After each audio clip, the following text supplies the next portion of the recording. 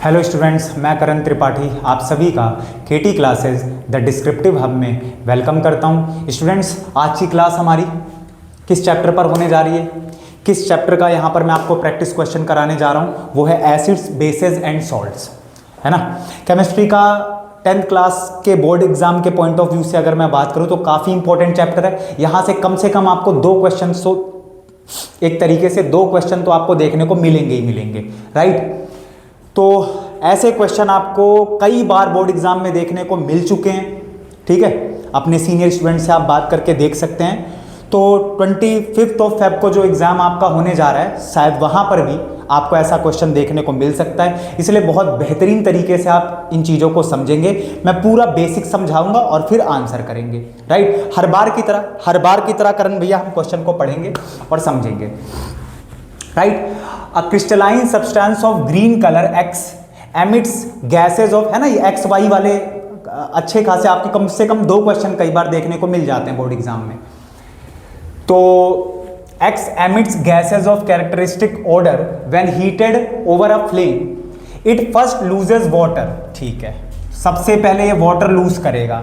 इसका मतलब ये तो हम समझ गए हैं कि कोई कंपाउंड ऐसा है। कैसे समझ आया मेरे को, देखेंगे ध्यान से कि करण भैया कोई कंपाउंड है ना, कोई क्रिस्टलाइन सब्सटेंस है। क्रिस्टलाइन सब्सटेंस का मतलब क्या है, 12th में भी आपको समझने को मिलेगा। 10th क्लास के एग्जाम पॉइंट ऑफ व्यू से अगर मैं क्रिस्टलाइन सब्सटेंस की बात करूं तो क्रिस्टलाइन सब्सटेंस का मतलब क्या है, ऐसे सब्सटेंस जिन कंपाउंड के साथ कुछ ना कुछ वाटर मॉलिक्यूल्स अटैच हों। ऐसे कंपाउंड जिनके साथ कुछ ना कुछ वाटर मॉलिक्यूल्स अटैच हों, उनको मैं, उस पूरे को मैं क्रिस्टलाइन सब्सटेंस बोलूंगा। ठीक है करण भैया, ये वाटर लूज कर देता है। मतलब ये जो भी क्रिस्टलाइन सब्सटेंस होगा वो अपने जितने भी वाटर मॉलिक्यूल्स उसने एसोसिएट कर रखे हैं उनको ये छोड़ देगा, ठीक है। It first loses water and changes colour. और ऐसा जब भी होगा तो कलर चेंज होगा, कलर चेंज हो जाएगा, ठीक है। ऑन फर्दर हीटिंग, उसके बाद और ज्यादा हीट दी जाएगी, इट डिकम्पोजेज, और वो और टूटेगा, it decomposes and produce a solid compound Y. अब ध्यान से समझेंगे आप, है ना।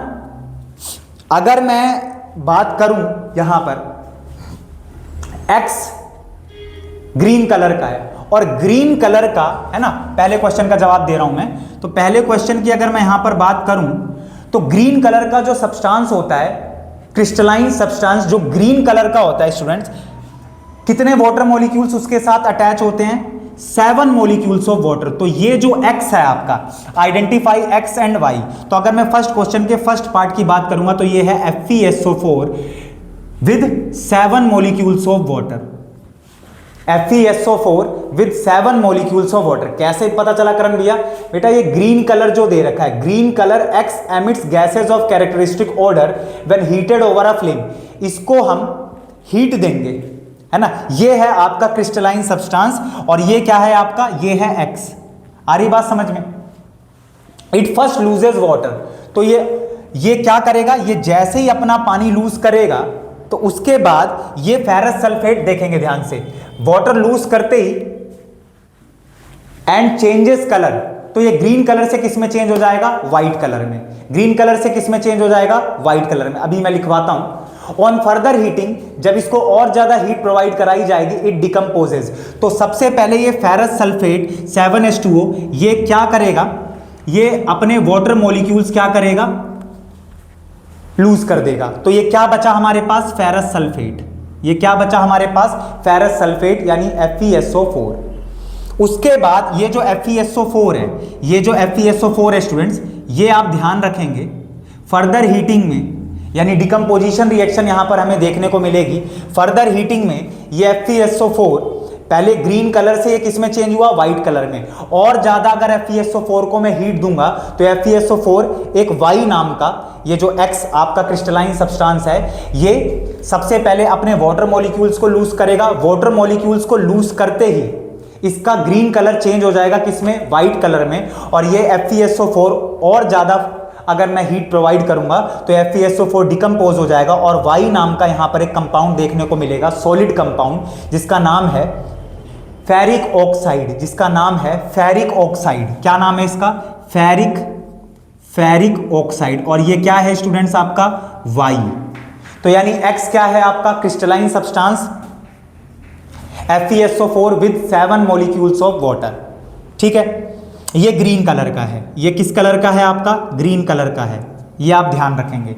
और ये मैंने क्या बोला, इसको जब हीट देंगे हम, इसको जब हीट देंगे तो ये सबसे पहले तो वाटर लूज करेगा, यानी फेरिक ऑक्साइड बन ही नहीं सकता, सॉलिड कंपाउंड वाई बन ही नहीं सकता जब तक कि पहले ये मैं वाटर इससे ना छीन लूं। इतने सारे जो वाटर के मॉलिक्यूल्स है इसको हमें एनहाइड्रस फॉर्म में लाना होगा।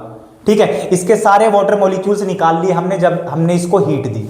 आ रही है बात समझ में, आ रही है बात समझ में स्टूडेंट्स? तो ये बात आप ध्यान रखेंगे। तो इट फर्स्ट लूजेस वाटर, करण भैया वाटर लूज कर चुका है, एंड चेंजेस कलर, तो ग्रीन कलर से किस में चेंज हो गया, ये व्हाइट कलर में चेंज हो गया है। ठीक है, व्हाइट कलर में चेंज हो गया, तो एक्स और वाई का पता चल गया, फर्स्ट पार्ट हो गया हमारा। ठीक है, state the change in colour observe when x is heated. तो अब ध्यान से देखेंगे आप, है ना, अब ध्यान से देखेंगे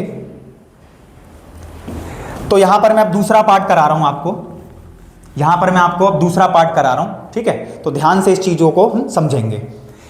तो यहां पर आपको क्या देखने को मिलेगा, व्हेन, दूसरा पार्ट देखिए, when heated, when heated, when heated green colour of, green colour of, green colour of क्या, green colour of ferrous sulphate, green colour of ferrous sulphate with 7 molecules of water जो है, when heated green colour of ferrous sulphate क्या करेगा, ये water lose कर देगा। When green colour of ferrous sulphate, when heated green colour of ferrous sulphate lose water of crystallisation, water of crystallisation, water of crystallisation and turn white. आ रही है बात समझ में स्टूडेंट्स? इन्हीं बातों को हमें दूसरे पॉइंट में एक्सप्लेन करना है, स्टेटमेंट वाइज एक्सप्लेन करना है। बात आ रही समझ में? एक सेकंड रुकेंगे,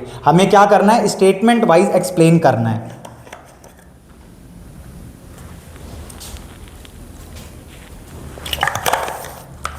ठीक है, ग्रीन कलर ऑफ, एक तरीके से ग्रीन क्रिस्टल्स ऑफ हम कह सकते हैं ferrous sulphate lose water of, green colour की बजाय अगर मैं क्रिस्टल लिखूं तो ज्यादा ठीक रहेगा, है ना, green crystals of ferrous sulphate lose water of crystallisation and turn white, and turn white.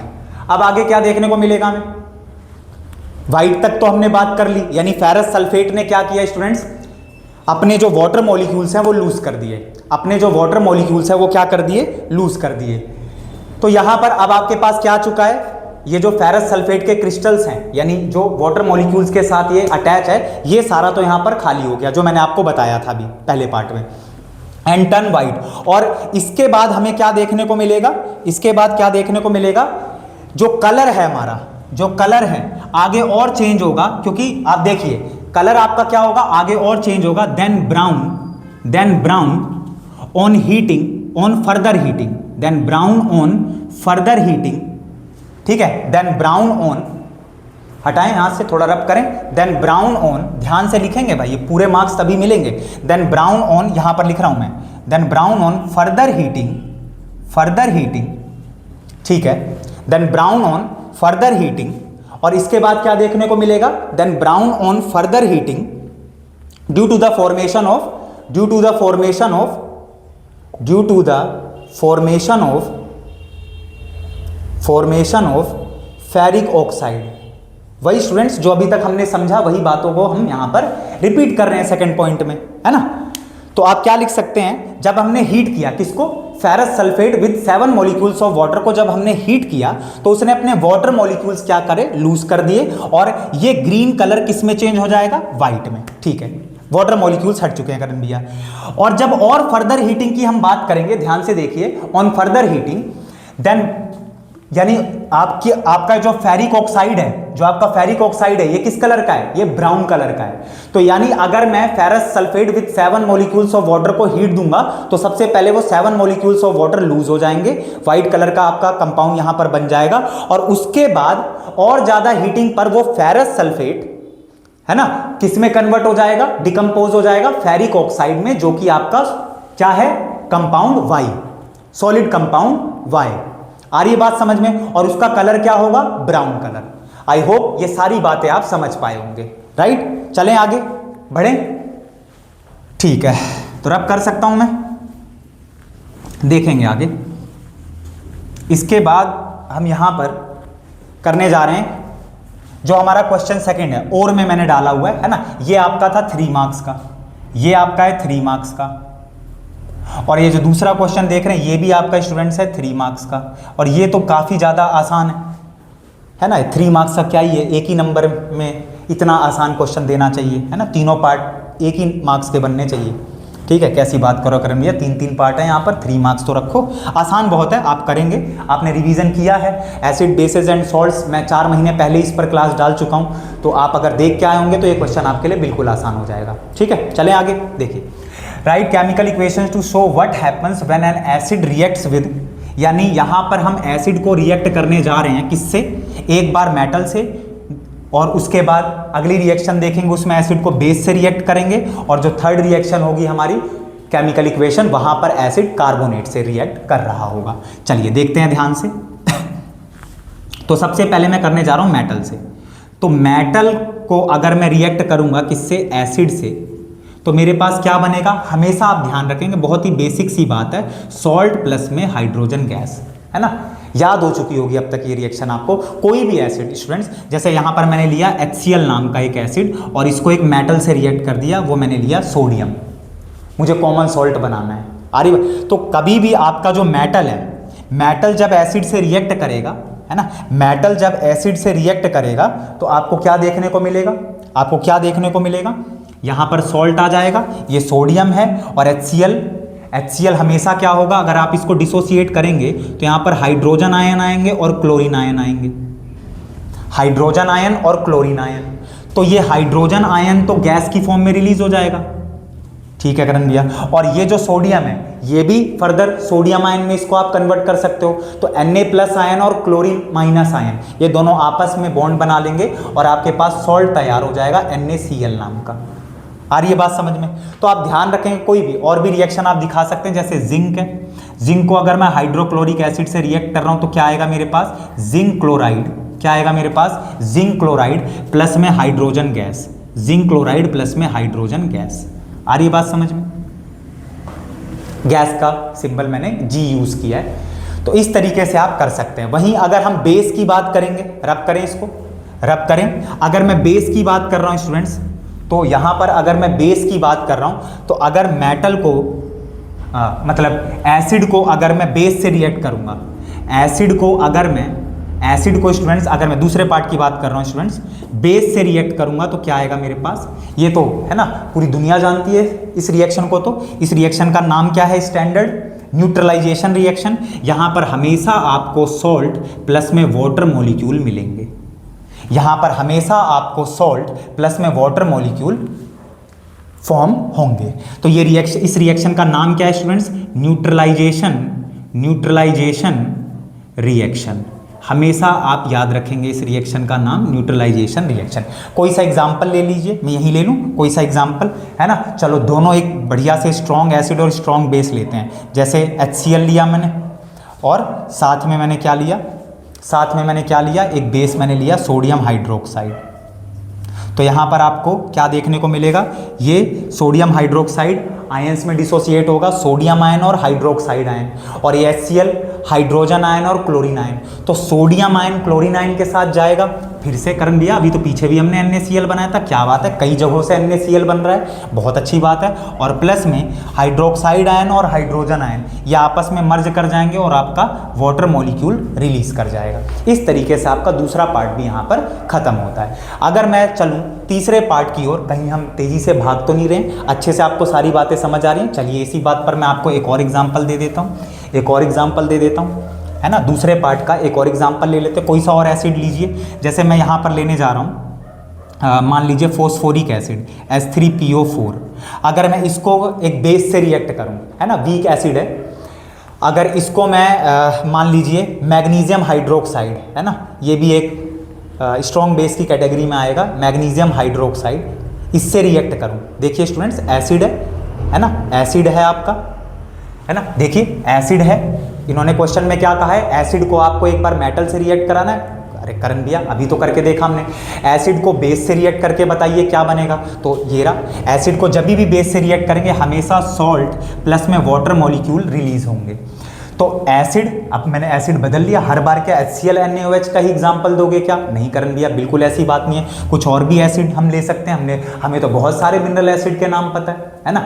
Hydrochloric acid है, फोस्फोरिक एसिड है, कार्बोनिक एसिड है, कितना एक्सेप्शनल एसिड है ये। एक ऐसा मिनरल एसिड जिसमें कार्बन प्रेजेंट है, पीछे की भी वीडियो क्लासेस में मैं ये बात बोल चुका हूँ। कार्बोनिक एसिड एक वीक एसिड है क्योंकि कार्बन प्रेजेंट है उसमें। आ रही बात समझ में? वहीं अगर मैं बात कर रहा हूँ किसकी, फोस्फोरिक एसिड की, आपके सामने है। सल्फ्यूरिक एसिड एक स्ट्रॉन्ग एसिड है, किंग कहते हैं उसे एसिड फैमिली का। तो H3PO4 को अगर मैं मैग्नीशियम हाइड्रोक्साइड से रिएक्ट करूंगा तो स्टूडेंट्स क्या मिलेगा कंपाउंड? करण भैया अभी तो आपने बताया, कैसी बात कर रहे हो आप, भूल जा रहे हो क्या? सॉल्ट आएगा आपके पास, क्या आएगा? सॉल्ट आएगा प्लस में वाटर मॉलिक्यूल।